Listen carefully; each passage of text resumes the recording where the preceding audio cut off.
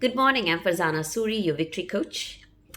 So last week I was at an event and they had this beautiful buffet with about 30 40 dishes on it, and I was so tempted and I was also very hungry, and I decided to try out every item on that buffet. With the result that at the end of it, I felt completely bloated and very uneasy.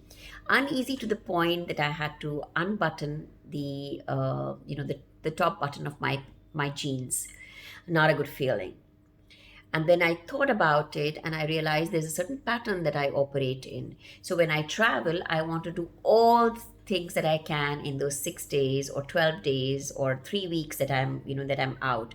I want to do all the regions. I want to look at all the touristy stuff. I want to, try out all the cuisines. I just want to do everything. And at the end of it, when I come back from my travel, I'm so exhausted that I'm ready for another holiday. Yeah.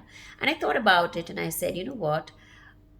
I do things that are needed to do, but I'm doing so much of it that I'm not really enjoying it at the end of the day. So even at work, I want to do as many things. I have this huge to do list that I'm always operating with.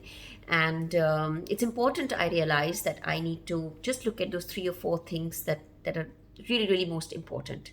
Because doing all those things is like really spreading yourself thin. So what makes you do that? So I read this book a few years ago and it kind of reminded me of it. Was a book titled The More of Less by Joshua Becker. What he says is it's time we start doing more of less, so that we are able to enjoy a better life, so that we are less stressed, less harried, less in unease during our lives, because all of this creates unhappiness and diseases. So taking on from there, I realized that with three things that I needed to do immediately. The first thing was prioritize.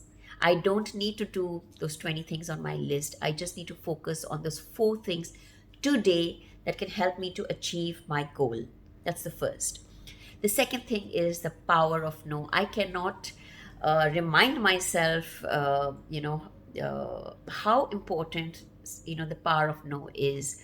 So learn to say no to many things that are not going to add value to you. Learn to say no to people who are only going to take away from you. So learn to say no.